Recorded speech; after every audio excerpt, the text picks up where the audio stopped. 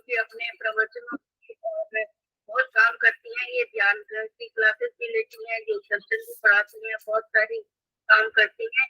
एक तो आज आप हमें अपने वो भी विषय में बताइएगा कि आप कौन कौन सी क्लासेस ले रहे हैं, जिससे कि किसी को ज्वाइन करना हो तो वो भी कर लेगा। तो आइए आप मैं आपका कार्यक्रम आप समय प्रारंभ करते हैं। आइए आपका स्वागत। कितना समय, कितने बजे तक बोलना है? कितने बज गए हैं? हाँ जी, ये एक 15-20 तक बोल लीजिए। 1:30 तक, 1:30 तक सब लोग अपने हैंड रेज कर सकते हैं। ठीक है जी। सबसे पहले डालेंगे और कंसेप्ट को सुनेंगे सबसे पायल बत्रा जी अपना आप बताइए। सबसे पहले परम पिता परमेश्वर का स्मरण करेंगे। सब सीधे बैठ जाएंगे, अपनी वृत्तियों को बाहर से हटाकर अंतर्मुखी अपने शरीर पर ले आइए। हम जहां भी बैठे हैं उस स्थान पर जहां पर मेरा शरीर है वहां पर मन को ले आएंगे। बैठने के उद्देश्य को स्मरण करेंगे। हम किस लिए यहाँ बैठे हैं? सत्संग के लिए, अच्छे विचारों को ग्रहण करने के लिए। इन सब माध्यमों से हम उस परम पिता परमेश्वर को प्राप्त करना चाहते हैं। यही मेरे जीवन का मुख्य उद्देश्य है। वे परम पिता जिनका मुख्य नाम ओम है, जो मेरे साथ मेरे हृदय में इस समय भी विद्यमान है।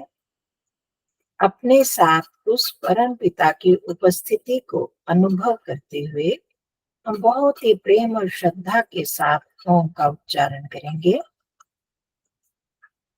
ओम।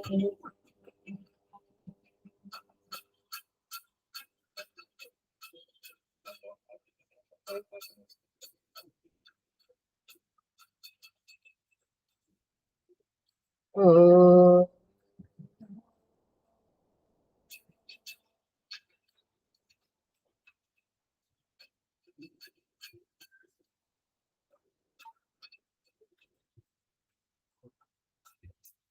ओम।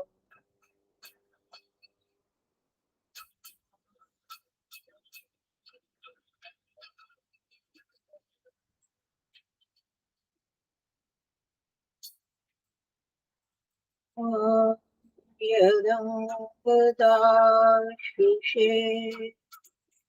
त्वमग्ने भद्रं करिष्यसि अवेतत् सत्यमङ्गिरः त्वमेतत् सत्यमङ्गिरः। ॐ शांति शांति शांति। इस ज्ञानदीप सत्संग में उपस्थित सभी सदस्यों के मेरा सप्रेम और सादर नमस्ते जी। जिन लोगों ने पहले 2-3 महीने पहले एक प्रवचन हुआ था कर्माशय से संबंधित, अगर कुछ स्मरण हो तो उसको ही लेते हुए हम आगे बढ़ेंगे। ये विषय इसलिए चुना गया क्योंकि ये हमारे जीवन के लिए बहुत महत्वपूर्ण विषय है। हम जीवन में आगे बढ़ना चाहते हैं, जैसे पहले मैंने भूमिका में भी कहा कि हम सब व्यक्ति यहाँ पर जो इकट्ठे हुए हैं, सत्संगों में जाते हैं, आर्य समाज में जाते हैं, प्रवचन सुनते हैं, भजन गाते हैं, उन सब का उद्देश्य एक ही है, हम अपने जीवन के लक्ष्य की ओर आगे बढ़े। हम नहीं जानते कि मोक्ष की तरफ हम कब पहुंच पाएंगे, मोक्ष को कब प्राप्त कर पाएंगे, हमारा कितना संवेग है, तीव्र संवेग है, मध्यम है, मृदु है, या हम चाहते ही नहीं मोक्ष को प्राप्त करना, कुछ और हमारा उद्देश्य है। परंतु फिर भी जो भी हम कर रहे हैं ये शुभ कार्य है और ये शुभ कार्य हमें उस ओर गति करवाएगा ही, ऐसा हमारा विश्वास होना चाहिए और मन में हमें इन भावनाओं को जगाना भी चाहिए। तो उस समय हमने ये चर्चा की थी कि कर्माशय, इस बार मैंने लिखा है कर्म का भंडार। कर्माशय एक संस्कृत का शब्द है। हम जो भी कर्म करते हैं वो 3 भागों में बंटते हैं। ये हमने शायद पिछली बार चर्चा की थी, क्रियमान, संचित और प्रारब्ध कर्म। तो हमारे जो संचित कर्म होते हैं, संचय हो गया तो कर्मों का भंडार, जो भी संचित कर्म है वो कर्मों का भंडार बन जाता है। तो उनके आधार पर ही हमारा अगला जन्म होता है। और अगर हमारा भंडार अच्छा होगा, हम सब जानते हैं हमारे भंडार में अच्छी वस्तु होगी तो हमें अच्छी ही प्राप्ति होगी, गलत वस्तु होगी तो गलत प्राप्ति होगी। एक बोरी में हमने गेहूं रखा है तो गेहूं ही निकलेगा, और सोने के सिक्के रखे हैं तो निकालेंगे तो वही निकलेंगे। तो हमने वो भंडारण कैसा किया है, अच्छा किया है या बुरा किया है, ये हम सब लोगों को पता भी है कि हम जैसे भी कर्म करते हैं वैसा हमको फल मिलता है। और यही कारण है कि हम कर्मों पर अधिक महत्व देते हैं कि हमारे कर्म अच्छे होने चाहिए, गलत काम ना करें, पुण्य कर्मों से हमें सुख मिलेगा, क्योंकि हम दुनिया में सुख चाहते हैं। परंतु हम जो इस मोक्ष मार्ग के पथिक है, हमें उससे भी आगे एक कदम बढ़ना है। शुभ कार्य करते हुए भी हमें फंसना तो, जंजीर से ही बंधना तो पड़ेगा, जन्म मरण के चक्कर में तो आना ही पड़ेगा। तो वो जंजीर जो है, चाहे वो सोने की जंजीर हो या लोहे की जंजीर हो, जंजीर तो जंजीर है जो हमें वापस इस संसार में लाएगी। तो अगर हम वहां से हटना चाहते हैं, इस बंधन से बचना चाहते हैं, इस जंजीर से छुटकारा पाना चाहते हैं, तो हमें इससे भी आगे बढ़ना होगा, अपने संस्कारों को परिष्कृत करना होगा और उससे भी आगे जाकर संस्कारों को तनु कमजोर करते हुए उनको नष्ट करने की ओर, क्षय करने की ओर बढ़ना होगा। तो अब हम उस ओर बढ़ने के लिए ही कदम उठा रहे हैं और वही उस तरह के कार्य कुछ कर रहे हैं, और ये प्रवचन उससे ही संबंधित है। तो हमारे जो कर्मों का भंडार है, ये हम जान गए, अच्छे भी कर्म होंगे और बुरे कर्म भी होंगे। ते ह्लाद परिताप फला पुण्य पुण्य हेतुत्वात्। ये जो हमने कर्म किए, अच्छे किए या बुरे किए, पुण्य और अपुण्य कर्मों के कारण हमें प्रसन्नता भी मिलती है और दुख भी मिलता है। तो इस जन्म में हम जो भी पा रहे हैं भोग के रूप में, सुख पा रहे हैं या दुख पा रहे हैं, उससे हम अनुमान लगा सकते हैं कि ये मेरा कर्म किसी अच्छे कर्म का फल है या बुरे कर्म का। अगर दुख मिलता है तो ये निश्चित रूप से कभी ना कभी मैंने बुरा कर्म किया है, चाहे इस जन्म में किया या पिछले जन्म में किया। बहुत बार हमारी ये आशंका रहती है और हमारा ये संशय भी रहता है, परमात्मा इसी जन्म में ही क्यों नहीं कर्मों का फल दे देते। शायद इस बारे में मैंने पिछली बार चर्चा की थी, ये संभव ही नहीं है कि इसी जन्म में सभी कर्मों का फल मिल जाए। उसके लिए तो अगले जन्मों का की प्रतीक्षा करनी पड़ेगी। और जैसे ये संसार में व्यवस्था है, वैसी ही परमात्मा की यहाँ भी व्यवस्था है। उसके लिए मैं अनेक जन्मों में भटकना पड़ता है, और सारे तभी कर्मों का फल। और हमारे कर्म इतने अनंत हैं। योग दर्शन के चौथे अध्याय में 2 सूत्र आए, 4:10 और 4:24, जिसमें बार बार वासनाएं मतलब हमारी इच्छाएं, हमारे संस्कार जो है अनादि है। तासाम अनादित्वं च आशीषो अनित्यत्वात् असंख्येय चित्रा भी एक है एक सूत्र, तद असंख्य वासना भी चित्रम अपि परार्थम संहत्य कारित्वात्। तो कहने का मतलब कि हमारी जो वासनाएं हैं, वासनाएं इच्छाएं, हमारे संस्कार, वो है अनादिकाल से चले आ रहे हैं। हम सब जानते हैं, जो हम वैदिक धर्म में, हमें पता है कि मैं आत्मा जो हूँ अनादि हूँ, परमात्मा अनादि है, प्रकृति अनादि है। तो मैं आत्मा जो अनादि हूँ, अनादिकाल से चलते आ रहे हैं, हमारा जन्म मरण का चक्कर चलता आ रहा है। जब हमने कभी मोक्ष प्राप्त किया होगा तो उसके बाद से फिर हमारा नया जन्म हुआ, एक नई स्लेट मिली। परंतु उससे पहले तो हमारा जो सूक्ष्म शरीर, हमारा जो चिप हमारे अंदर पड़ी है सूक्ष्म शरीर के रूप में, उसमें ये वासनाएं, ये संस्कार जो है अनादिकाल से, तो अनादिकाल से कितने होंगे, अनंत प्रकार के हमने कर्म कर लिए होंगे, उनके अनंत प्रकार के संस्कार भी हमारे अंदर जमा हो चुके हुए हैं। होंगे नहीं, पक्की बात है कि वो जमा हो चुके हैं, और उन कर्मों का हमें फल उस रूप में हमें मिलता ही रहता है, जैसे अच्छे किए या बुरे किए। तो अब ये जो बुरे कर्म हम करते हैं, प्राय आप में से बहुत लोग जानते होंगे कि 50-50% हम जब कर्म अच्छे और बुरे होते हैं तो हमें मनुष्य का जन्म मिल जाता है, परंतु 50% से अधिक होने पर परमात्मा हमारे पापों का पुण्य दूसरी मनुष्यतर योनियों में लाकर बराबर कर देते हैं। पशुओं की योनि मिली, पक्षियों की योनि मिली, और वहां पर जब हमारी ये पाप कर्मी वहां पर जाएंगे, पाप कर्मों का भोग भोगना पड़ता है, वो भोग योनियां ही है, वो उनमें हम नए कर्म नहीं कर सकते। तो अब जब हम मनुष्य जन्म में आ गए, तब हमारे जो कर्म अच्छे और बुरे होते हैं वो संचित होते होते हमें मनुष्य जन्म मिलता है, और इसमें हमें सुख और दुख मिला। तो अब हम इन सुख दुखों का, इनको हम कहते हैं भोग, जाति आयु भोग की बात हुई थी। तो यहाँ जो ये सुख दुख हमको मिला, इसको जो भोग के रूप में, तो अब इनका हम उपयोग कैसे करें, ये आज का मैंने विषय लिया था कि हम जब सुख मिलता है तो बहुत प्रसन्न होते हैं, स्वाभाविक है, और दुख मिलता है तो दुखी होते हैं। अब हमने कर चुके हैं, ये कर्म हम कर चुके हैं पहले अच्छे बुरे, अब उनसे तो हम हट नहीं सकते, उनको तो हमें भोगना ही होगा। अब हम कैसे उनको उपयोग कैसे कर ले, भोग के रूप में ना करके उनको उपयोग के रूप में ले, कि जिससे भावी जन्मों में और भावी हमारे संस्कार जो है परिष्कृत होते जाएं। तो अब हमें जब दुख मिलता है तो हम क्या होते हैं, बहुत दुखी होते हैं। बहुत बार हम उसका दोष परमात्मा पर आरोपित करते हैं कि परमात्मा तुमने मेरे जीवन में ये दुख दिया, क्या मैंने इस जन्म में इतने गलत काम किए थे कि जो मेरे को इस प्रकार का दुख मिल रहा है। मैंने तो ऐसा कोई गलत कार्य नहीं किया। हम अपनी सफाई भी देते हैं और दोषारोपण करते हैं परमात्मा पर। उन पर नहीं करेंगे तो दूसरे लोगों पर करते हैं कि जो दूसरे व्यक्ति हैं उन्होंने मेरे साथ अन्याय किया, उसके कारण मेरे को दुख मिल रहा है।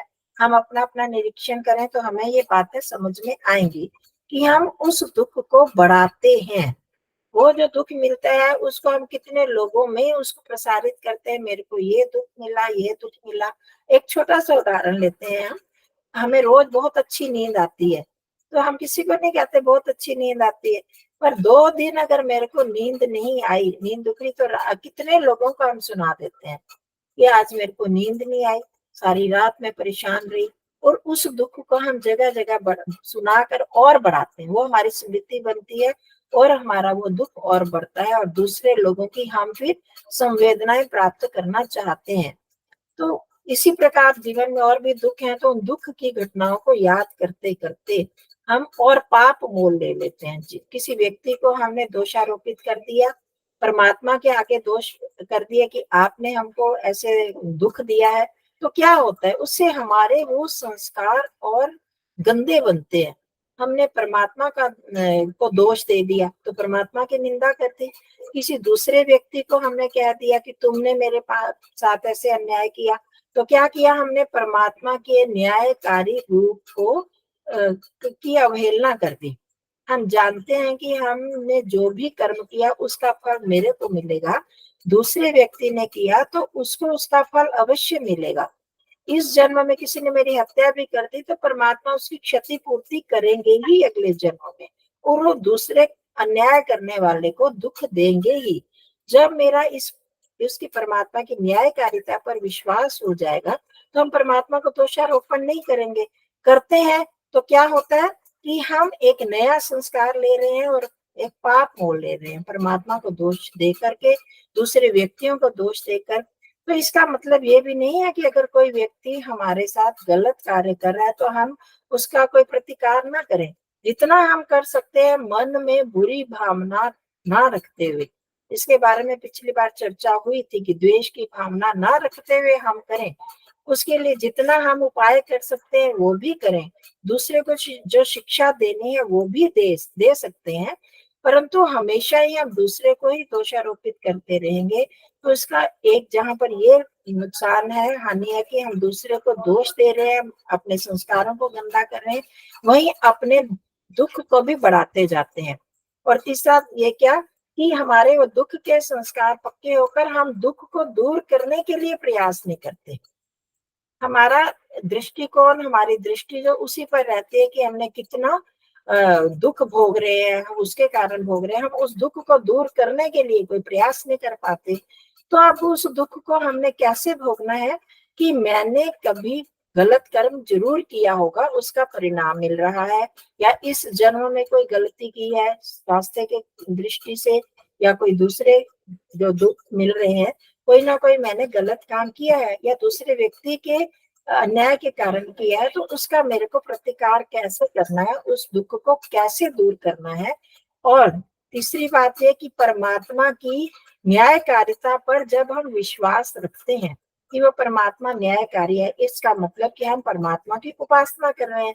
परमात्मा को अपने समीप अनुभव करते हुए ही हम ये अनुभव कर पाएंगे कि ये जो मेरे को दुख मिला है वो मेरे कर्मों का फल परमात्मा ने न्याय के रूप में दिया है।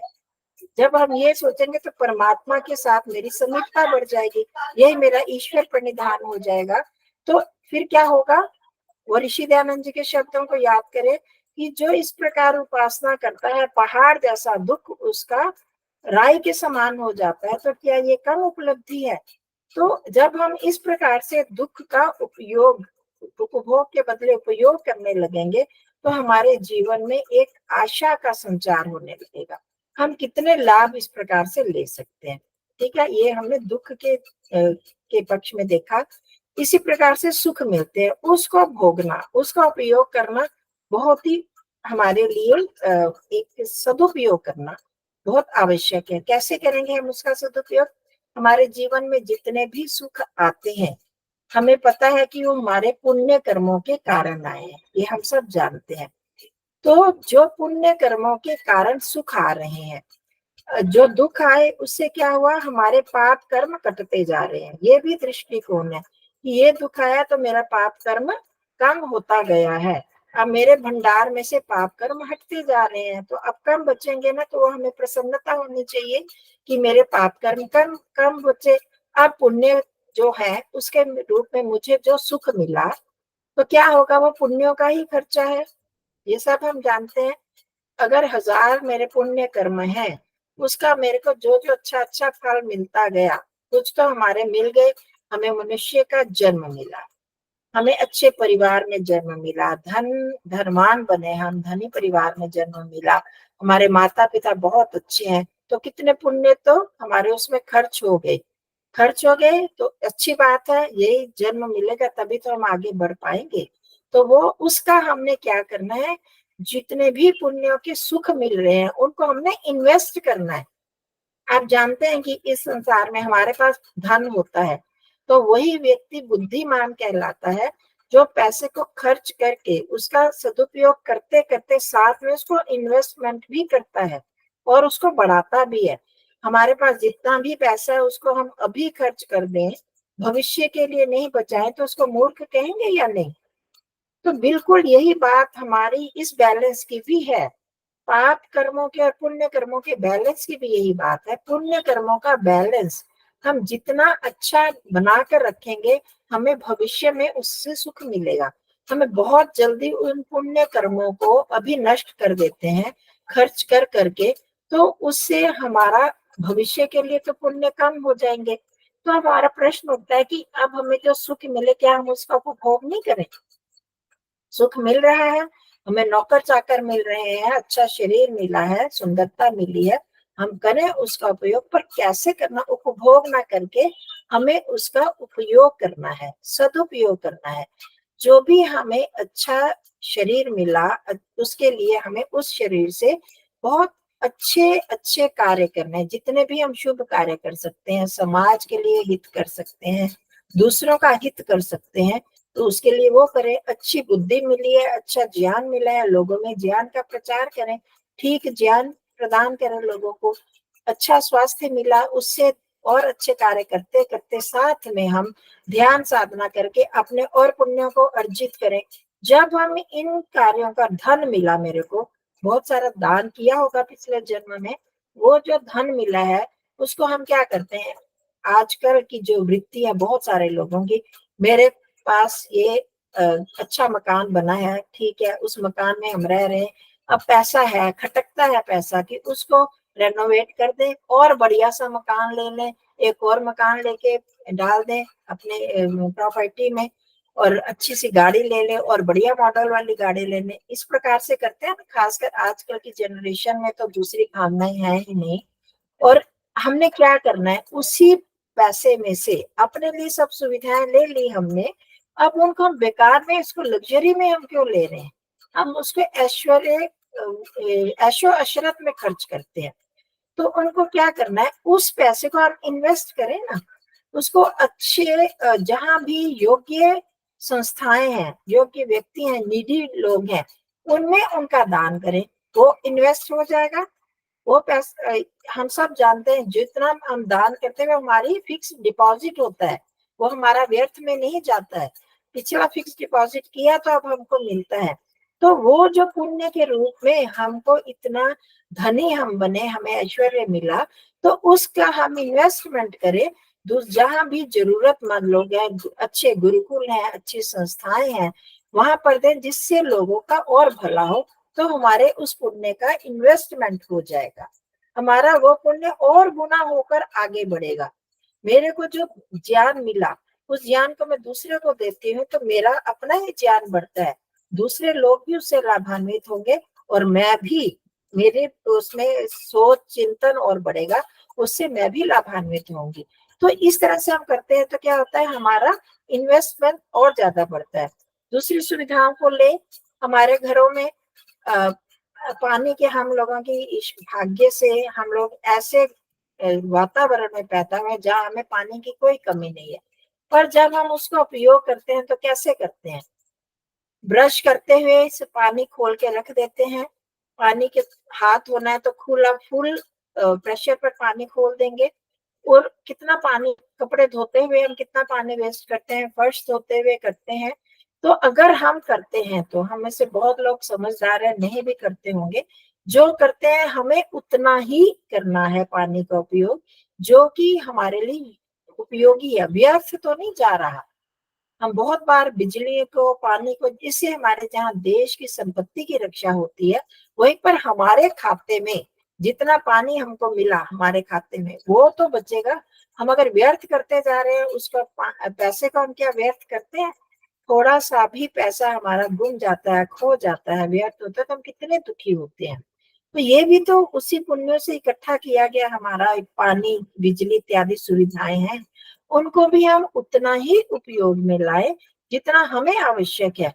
हम लोग घर में, बहुत लोगों के घरों में खाना कितना वेस्ट जाता है, हम, हमारा बचा हुआ खाना है तो हम किसी को खिला सकते हैं। तो वो जो पुण्य के रूप में हमें चीज मिली है, उसको हम इन्वेस्ट करें ना, किसी भूखे को अगर खिला देंगे तो हमारा एक और पुण्य बन जाएगा। ठीक है, तो इस तरह से हमें हर सुविधा को सोचते हुए अपने इन पुण्यों का उपयोग करना है। हमें घर में सुविधाएं मिल गई, हमें नौकर चाकर मिले हैं कार्य करने के लिए, हमारे सब सहायता करते हैं। तो हम क्या करते हैं कि बैठे बिठाए हर प्रकार की सुविधा हम लेना चाहते हैं। हमारी सामर्थ्य है कि हम उठकर पानी ले सकते हैं, हमारी सामर्थ्य है उठकर हम खाना ले सकते हैं, पर हम क्या करते हैं, बैठे बैठे ऑर्डर चलाते हैं कि हमें ये भी मिल जाए, बैठे बैठे मिल जाए, बहुत अच्छा लगता है उस समय। हाँ, मेरा शरीर साथ नहीं दे रहा, मैं बीमार हूँ, तो हमें इस सुविधाओं का लाभ लेना चाहिए, और उसके बदले हम और अच्छा काम कर ले, बैठे बैठे स्वाध्याय कर रहे हैं और ज्ञानार्जन कर रहे हैं, तो वो हम कर सकते हैं, वो करेंगे तो उस थोड़े से जो पुण्य का मैंने खर्च किया, उसके बदले हम ज्यादा पुण्य इकट्ठा कर सकते हैं। हमारे बहुत सारे विद्वान लोग आगे से माएँ लेते हैं, पर उसके आगे वो परोपकार का काम कर रहे हैं ना, तो वो हम करते हुए, हमें अपना बैलेंस बनाना है। जो मैं सुविधा ले रहा हूँ या ले रही हूँ, कि किस प्रकार की सुविधा ले रही हूँ, क्या मेरे को आगे के लिए भी अपना बैलेंस बचा कर रखना है या नहीं। जब बुढ़ापा आएगा उस समय मेरे को इसकी ज्यादा आवश्यकता पड़ेगी, सेवा की ज्यादा आवश्यकता पड़ेगी, उस समय पता नहीं मेरा शरीर कार्य करेगा या नहीं करेगा, तो उस समय के लिए मैं सेवा को बचा कर रखूं, तब तो कोई मेरी सेवा के लिए होना चाहिए। जब हम अभी समर्थ होते हैं तो दूसरों पर ऑर्डर चलाते हैं, बैठकर सुविधाएं प्राप्त करना चाहते हैं, तो हम व्यर्थ में अपने इन पुण्यों को खर्च कर रहे हैं। तो हाँ, उसमें हमें एक संतुलन, अगर मैं बहुत उपयोगी कार्य करती हूँ उसमें मेरी व्यस्तता है, कुछ लेखन कार्य कर रहे हैं, कुछ प्रवचन का कार्य कर रहे हैं और इस तरह के और समाज सेवा का काम कर रहे हैं, तो उसमें हम तब सेवा ले सकते हैं कि उसके बदले हम एक और अच्छा कार्य कर रहे हैं और अर्जन कर रहे हैं और इन्वेस्टमेंट कर रहे हैं, तब तो करें। और एक बात और, बहुत बार हम क्या करते हैं, दूसरे लोगों से, हमें बड़े बड़े लोगों के साथ हमारा परिचय होता है और हमें बड़े खुश होते हैं और सचमुच ये हमारे किसी पुण्य का कर्म होता है कि पुण्य का फल होता है कि हम किसी विद्वान या उच्च व्यक्ति के साथ हमारा संपर्क बनता है और संपर्क से हम बहुत लाभ ले सकते हैं, ज्ञान प्राप्त कर सकते हैं और भी अन्य कार्य अच्छे लाभ ले सकते हैं। परंतु हम क्या करते हैं, या तो अपनी शान दिखाने के लिए या उनसे संपर्क बढ़ाने के लिए छोटे छोटे कामों के लिए उनसे बात करना चाहते हैं। छोटा सा कार्य है उसके लिए उनको फोन करेंगे और वो व्यक्ति कितना महत्वपूर्ण कार्य कर रहा है वहां पर अपनी संस्था में बैठकर या घर में बैठकर, तो उस कार्य में हम व्यवधान डालकर हम सोचते हैं कि हमने बहुत सारी अच्छी बात कर ली, उनसे बहुत कुछ सीख लिया हमने, उनका समय ले लिया, तो अपनी शान समझते हैं। तो हमने क्या करना है कि जब हमारा कार्य किसी छोटे व्यक्ति से बात करने पर हो जाता है, तो हमें इन बड़े लोगों का समय नहीं लेना चाहिए। इससे क्या होता है कि उनका ऋण हम पर चढ़ते हैं। हम जितना दूसरों से सीखते हैं वो हमारे पर ऋण चढ़ रहा है, ये हमें समझना है। कभी फिर समय होगा तो मैं आपको बताऊंगी कि हमारे एक एक भोजन के एक एक कार्य के लिए कितने लोगों का हमें ऋण, कितनी आत्माओं का हम पर ऋण चढ़ता है। यही कारण है कि मनुष्य जन्म को बहुत दुर्लभ माना जाता है। जब तक हम उस ऋण को चुकाएंगे नहीं तो हम इस मनुष्य जन्म में कैसे आएंगे। तो जब हम ऐसे बड़े व्यक्तियों से कुछ भी ज्ञान अर्जन करते हैं तो हम पर ऋण चढ़ता है। इसी तरह किसी भी व्यक्ति का कोई भी एहसान लेते हैं, उससे कोई भी हम कार्य करवाते हैं, तो ये है हमारे पुण्य के कारण हमारा संबंध बना है, उन वो हमको लाभ पहुंचा रहे हैं। तो हम किस कार्य के लिए उनसे लाभ ले रहे हैं ये तो हमें सोचना होगा ना। हम क्या उनसे उतना ऋण लेकर क्या कुछ हम उपयोगी कार्य इकट्ठा कर रहे हैं, क्या कुछ ज्यादा उपयोग हम ले पा रहे हैं, या उस जैसे प्रधानमंत्री के पास जाकर कि मांगो, क्या वर मांगना चाहते हैं, तो हम क्या मांगे, मेरे को 10 किलो अनाज दे दो, बढ़िया सा अनाज दे दो, है ना। एक छोटा थोड़ा सा कुछ भी और भी छोटी सी चीज कि मेरे को एक अच्छा सा घर ले दो, मैं इस स्थान पर रह जाऊं, यहाँ पर मेरी सैर करवा दो। अगर छोटी छोटी हम डिमांड करते हैं तो कोई हमको मूर्ख ही कहेगा ना। तो इसी तरह से हम एक छोटे से कार्य के लिए एक बड़े व्यक्ति का, विद्वान का, एक बहुत ही व्यस्त व्यक्ति का जो देश के लिए उपयोगी है, समाज के लिए उपयोगी है, उस व्यक्ति के समय को हम लेते हैं, तो अपने ऊपर हम ऋण चढ़ा रहे हैं। तो हमें हर कार्य में सोचना है कि हम अपने उस पुण्य को कैसे खर्च कर रहे हैं। उस अब हमारे पर प्रश्न उठता है कि क्या हमें कुछ ज्ञान प्राप्त करना है तो हमें तो दूसरों से प्राप्त करना ही होगा, ऋण तो हम पर चढ़ेगा ही, तो क्या करें हम। तो जहां पर हम, जितना हमारे ज्ञान का स्तर है, अगर हमारे स्तर के व्यक्ति, छोटे व्यक्ति से हमें ज्ञान मिलता है तो उससे प्राप्त करें, और उससे बड़े के लिए बड़े व्यक्ति से, बड़े विद्वान के पास हमें जाना तो करें, उस ज्ञान को प्राप्त करें। परंतु उसके साथ हमें करना क्या है, उस ज्ञान का जीवन में उपयोग भी करें। उसको जीवन में जब हम लाएंगे, उसको चरितार्थ कर लेंगे, आचरण में ले आएंगे, तो उसका फिर हमें वो ऋण नहीं चढ़ेगा, क्योंकि उसको मैंने उपयोग में ला लिया, ले आए। और उस उपयोग से, उस मेरे आचरण को देखकर दूसरे लोग जो हैं, मेरे संबंधी, मेरे साथी, वो उससे वो सीखेंगे और उसका लाभ दूसरों को मिलेगा। मैं दूसरों को भी सांत्वना दूंगी, दूसरों को भी ज्ञान देंगे। उस ज्ञान का हम सदुपयोग करते हैं अगर, तो वो ऋण लेना भी हमारे लिए उपयोगी हो जाएगा, क्योंकि उसकी हमने आगे इन्वेस्टमेंट कर लिया। समझ रहे होंगे आप मेरी बातों को कि हम किस प्रकार से इन्वेस्ट कर सकते हैं अपने पुण्यों को, के खर्च को। हम ऐसे आप हम अपने जीवन में स्वयं निरीक्षण करें कि हम कितनी सुविधाएं लेते हैं। छोटे छोटे कार्य के लिए हम कितना ही दूसरों का उपयोग लेने लगते हैं और इस प्रकार हम अपने व्यर्थ में अपने पुण्यों को खर्च करते हैं। तो हम समझें, अपने जीवन को निरीक्षण करते हुए इन सुख और दुख के भोगों का उपयोग हम कैसे कर सकते हैं, कितना अधिक से अधिक सदुपयोग हम करें, तभी हमारा जो कर्माशय, कर्म का जो भंडार है वो कैसा हो जाएगा, वो अच्छा बनता चला जाएगा। अच्छे जो पुण्यों के को हम व्यर्थ में खर्च नहीं कर रहे, तो वो पुण्य जो हमें आगे लाभ करेंगे, वो हमारे जीवन में आगे लाभकारी होंगे जब हमारी सामर्थ्य नहीं होगी, और हम ऋणी नहीं रहेंगे तो अगला भावी जन्म हमारा और अच्छा बन जाएगा।